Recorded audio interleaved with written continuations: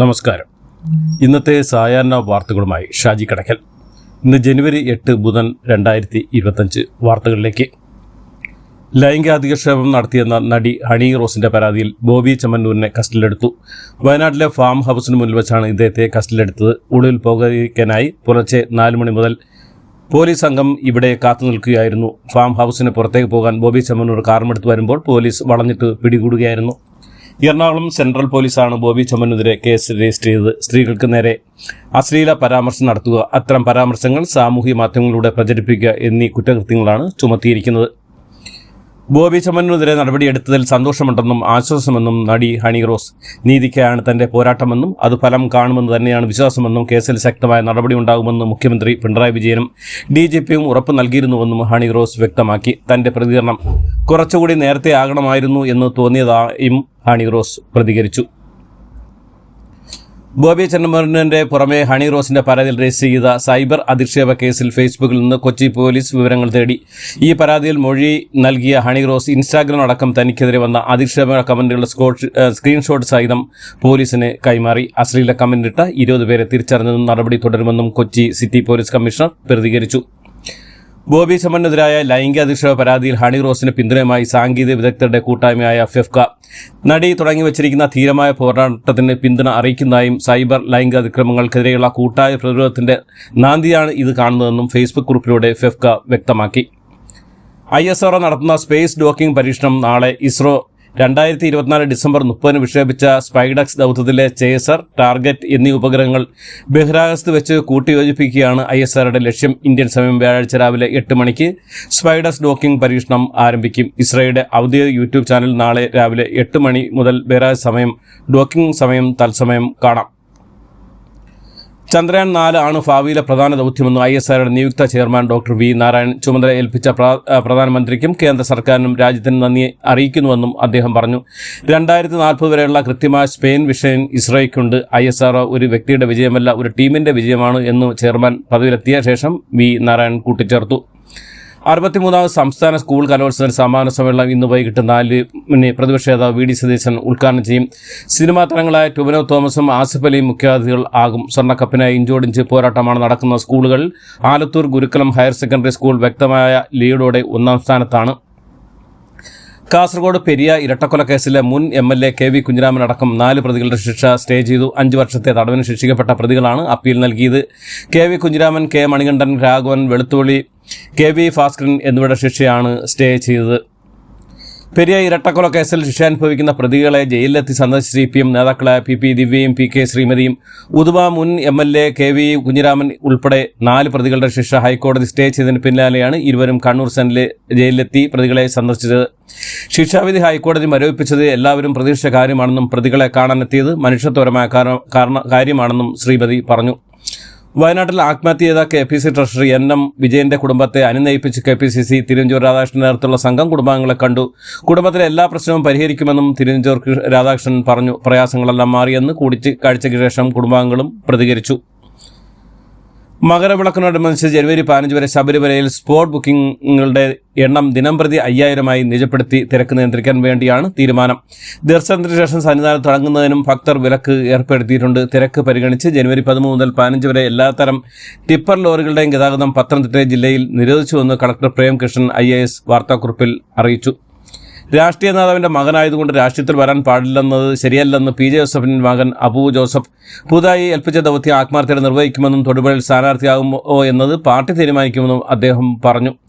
PV അൻവറിന്റെ UDF പ്രവേശനത്തിനെതിരെ നിലമ്പൂരിലെ പ്രാദേശിക കോൺഗ്രസ് നേതാക്കൾ പിണറായി വിജയനോട് തെറ്റിയപ്പോൾ മാത്രമാണ് അൻവറിന് ജനങ്ങളോട് സ്നേഹം വന്നതെന്ന് കോൺഗ്രസ് നിലമ്പൂർ മണ്ഡലം സെക്രട്ടറി മാനു മൂർഖൻ പറഞ്ഞു. നേരത്തെ നഗരത്തിലും മുനിസിപ്പാലിറ്റിയിലും ആന ഇറങ്ങി നാശനഷ്ടങ്ങൾ ഉണ്ടായപ്പോൾ അൻവർ ആഫ്രിക്കയിലായിരുന്നുവെന്നും അത് പ്രതിഷേധിച്ചവർക്കെതിരെ കേസെടുത്തവരാണ് LDFും അൻവറെന്നും അൻവറിന്റെ ഇപ്പോഴത്തെ നിലപാട് കാപട്യമാണെന്നും അദ്ദേഹം പറഞ്ഞു.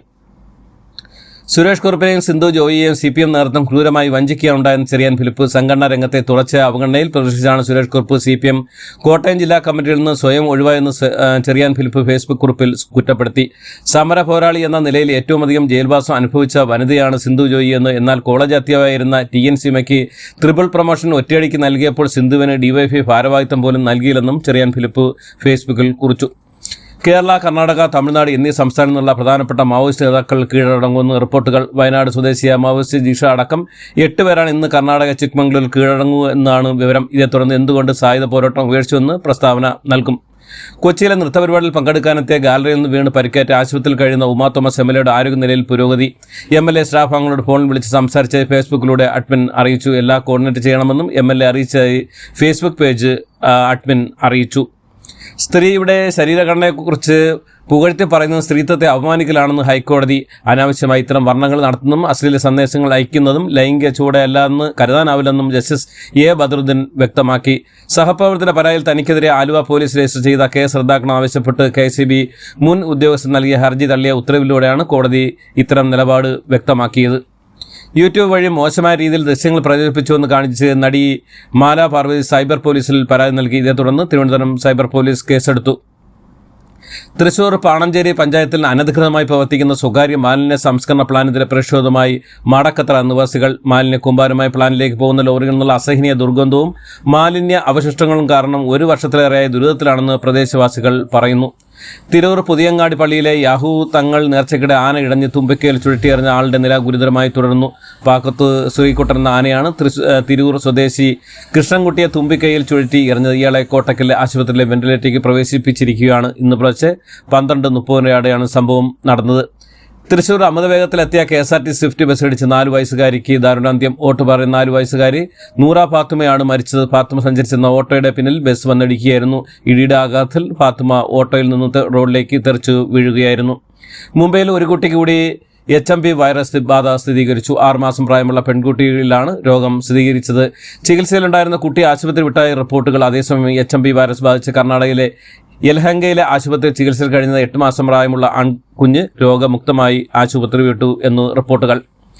തങ്ങളുടെ മഹാന്മാരായ നേതാക്കളെ മറക്കുന്നത് കോൺഗ്രസിലെ DNA ഉള്ളതാണെന്നും കോൺഗ്രസ് ഒരു കുടുംബത്തിന് വേണ്ടി മാത്രമാണ് ഇപ്പോൾ പ്രവർത്തിക്കുന്നതെന്നും BJP ദേശീയ വക്താവ് ഷഹസാദ് പൂനാവാലെ പറഞ്ഞു. വാഹനാപകടത്തിൽപ്പെട്ടവർക്ക് സൗജന്യ ചികിത്സ ലഭ്യമാക്കുന്ന പുതിയ പദ്ധതി സർക്കാർ ആരംഭിച്ച കേന്ദ്ര ഗതാഗത മന്ത്രി നിതിൻ ഗഡ്കരി. ദില്ലി നിയമസഭാ തെരഞ്ഞെടുപ്പിൽ AAP ജയിച്ചാൽ അരവിന്ദ് കെജ്രിവാൾ തന്നെ മുഖ്യമന്ത്രിയാക്കുമെന്ന് AAP മുതിർന്ന നേതാവ് സഞ്ജയ് സിംഗ്. അസമിലെ കൽക്കരി ഖനികളിൽ വെള്ളം കയറി തൊഴിലാളികൾ കുടുങ്ങിയ സംഭവത്തിൽ ഒരു തൊഴിലാളിയുടെ മൃതദേഹം കൂടി കണ്ടെടുത്തു. അസമിലെ ദിമ ഹസോവ ജില്ലയിലെ ഉംറോസയിലെ കൽക്കരി ഖനിയിലാണ് തൊഴിലാളികൾ അകപ്പെട്ടത്. ഖനിയിൽ 9 പേരാണ് കുടുങ്ങിയതെന്നാണ് നിഗമനം. കുടുങ്ങിക്കിടക്കുന്ന മറ്റു തൊഴിലാളികളെ രക്ഷപ്പെടുത്താനുള്ള ശ്രമം തുടരുകയാണ്. ബോളിവുഡ് നടൻ സൽമാൻ ഖാന്റെ ബാന്ദ്രയിലെ ഗാലക്സി അപ്പാർട്ട്മെന്റിൽ സുരക്ഷ വർദ്ധിപ്പിച്ചു. ശ്രീലങ്കൻ പ്രസിഡന്റ് അനു രഘുമാര ദിനസായകെ ബീജിംഗ് സന്ദർശിക്കുന്ന 4 ദിവസ സന്ദർശനമാണ് പ്രസിഡന്റ് നടത്തിയതെന്ന് ലങ്കൻ സർക്കാർ വക്താവ് അറിയിച്ചു. കത്തോലിക്ക സഭയുടെ മതപരമായ ഉത്തരവുകളുടെ ചുമതല ഡിപ്പാർട്ട്മെന്റിൽ ചുമതലക്കാരിയായി ഇറ്റാലിയൻ കന്യാസ്ത്രീയായ സിസ്റ്റർ സിമോണ ബ്രാംവെല്ലിയെ നിയമിച്ചു. ഫ്രാൻസിസ് മാർപ്പാപ്പ ഉത്തരവിറക്കി. ഓസ്ട്രേലിയയുടെ പടിഞ്ഞാറൻ മേഖല വിനോദസഞ്ചാര കേന്ദ്രമായ റോട്ട്നസ് ദ്വീപിലുണ്ടായ അപകടത്തിൽ ജലവിമാനം തകർന്ന് 3 പേർക്ക് ദാരുണാന്ത്യം. 7 പേരായിരുന്നു ജലവിമാനത്തിലുണ്ടായിരുന്നത്. താഴ്ന്നു പറന്നതിനിടയിൽ ചുണ്ടാമ്പുകല്ലിൽ ഇടിച്ച ജലവിമാനം കടലിലേക്ക് കൂപ്പുകുത്തുകയായിരുന്നു. സിറിയൻ തലസ്ഥാനമായ ദമാസ്കിലെ പ്രധാന വിമാനത്താവളത്തിൽ അന്താരാഷ്ട്ര വിമാന സർവീസുകൾ പുനരാരംഭിച്ചു. ഓസ്ട്രേലിയക്കെതിരായ ടെസ്റ്റ് പരമ്പര തോൽവി വിലയിരുത്തൽ BCCI. ഇന്ത്യൻ താരങ്ങൾ ഓസ്ട്രേലിയയിൽ നിന്ന് തിരിച്ചെത്തിയ ശേഷം കോച്ച് ഗൗതം ഗംഭീർ, ക്യാപ്റ്റൻ രോഹിത് ശർമ്മ, ജസ്പ്രീത് ബുംറ എന്നിവരെ ഉൾപ്പെടുത്തി വിശകലന യോഗം ചേരുമെന്ന് റിപ്പോർട്ടുകൾ. ഇതോടുകൂടി ഇന്നത്തെ വാർത്തകൾ അവസാനിക്കുന്നു. എല്ലാവർക്കും നന്ദി, നമസ്കാരം.